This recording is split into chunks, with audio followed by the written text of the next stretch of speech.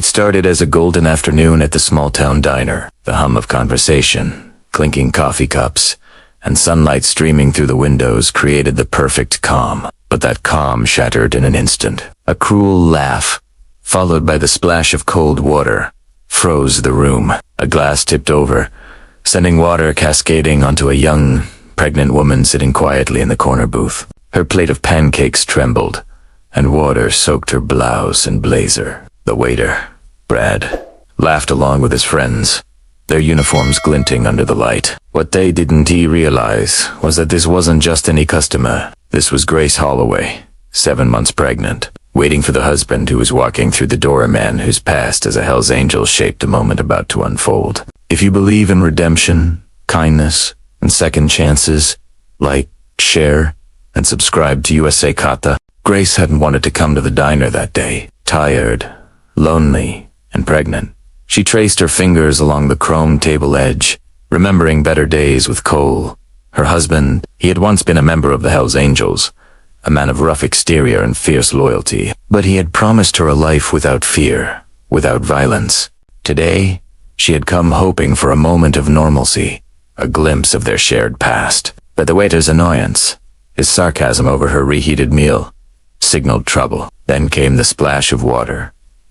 Cold, humiliating, and public. Grace froze, clutching her belly, her chest tightening, trembling, humiliated in front of every diner. Eyes shifted as some turned away in pity. Others stared in silent shock. At that exact moment, the diner bell jingled. 5 men in leather vests stepped in, boots thudding against the checkered floor. The Hells Angels insignia glimmered in the sunlight. At the front was Cole, his eyes locking on the scene.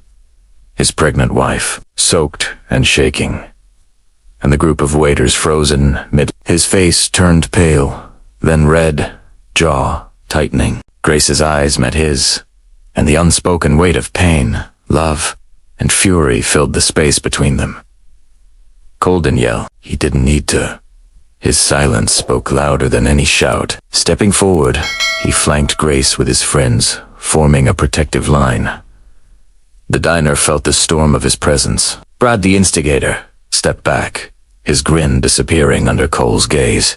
Cole stopped beside Grace's booth. Gently, he placed a hand on her shoulder.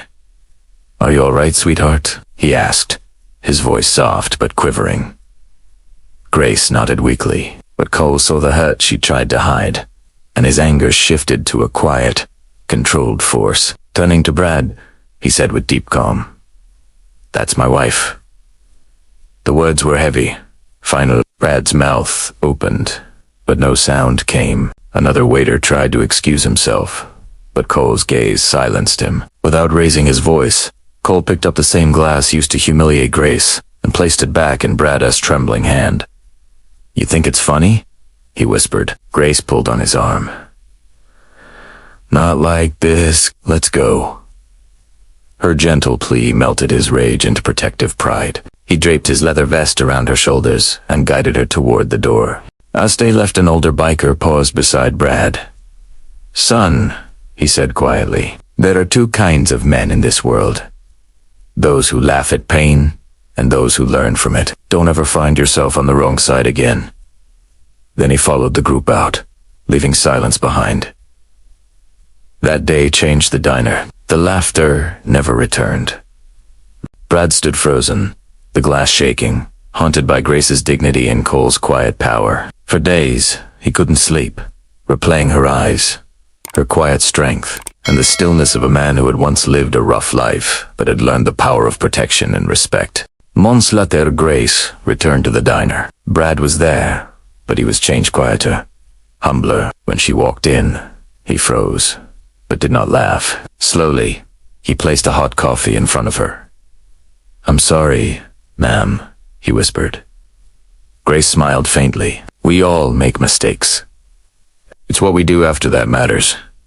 Outside, thunder rolled, but inside, something had healed. As Grace left with her newborn, a leather jacket waiting by the door, she carried more than her child. She carried dignity, safety, and the quiet knowledge that strength and gentleness can live in the same heart.